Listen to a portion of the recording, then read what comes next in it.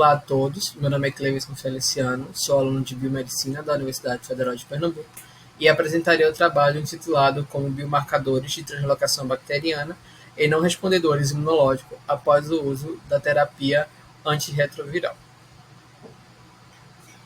Falando brevemente sobre a introdução, com o início da epidemia do vírus do HIV, o número de óbitos provocado pelo vírus ele reduziu, sobretudo com o uso das terapias antirretrovirais.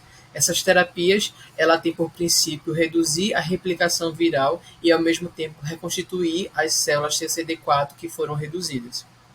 Acontece que parte dos indivíduos que fazem o uso dessa terapia não conseguem recuperar satisfatoriamente os níveis de células CD4 e a partir de então esses indivíduos eles são designados como não respondedores imunológicos. Um dos mecanismos que podem levar a essa depressão de células CD4 é a translocação bacteriana, que ela é um dos contribuintes porque mesmo após o uso dessa terapia antirretroviral, os danos associados ao tecido linfóide no intestino é praticamente não revertido devido a um processo inflamatório muito acentuado na região, o que abre caminhos possíveis para a infecção de novos patógenos no local.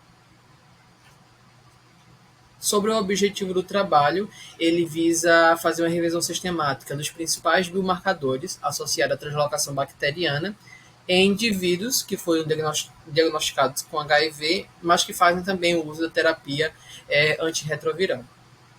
Com isso, foi fundamentalizado a metodologia em que visou, na verdade, procurar artigos que foram publicados nos últimos 5 anos, que são de origem inglesa e que foram disponibilizados gratuitamente. Além disso, foram também estabelecidos alguns descritores, como, por exemplo, biomarcadores, HIV e recuperação imunológica, que fizeram com que constituísse essa revisão sistemática relacionada à translocação bacteriana e também ao HIV. Falando um pouco agora sobre os resultados e a discussão.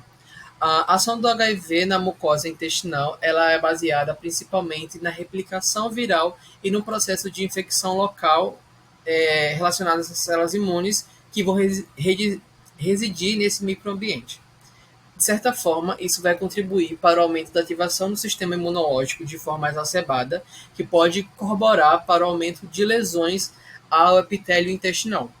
Essas lesões elas contribuem com o aumento da permeabilidade entre as células da mucosa, fazendo com que componentes de alguns micro-organismos eles possam passar para a circulação sistêmica, o que favorece o processo de ativação da inflamação e redução das células TCD4.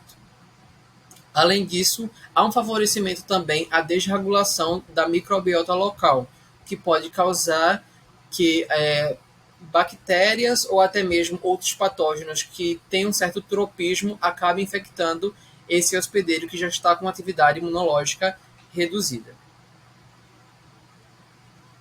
Falando um pouco agora sobre alguns dos biomarcadores. O LPS, que é um lipopolissacarídeo, que é uma molécula presente na membrana de bactérias gram-negativas, ela é barrada normalmente pelo epitélio intestinal, ou seja, não há passagem desse conteúdo para a circulação. No entanto, quando há uma lesão ao epitélio intestinal de forma muito intensa, esse LPS ele pode acabar atingindo a circulação e sendo encontrado em níveis consideráveis altos, o que pode sinalizar, por exemplo, que haja uma transição bacteriana nessa região.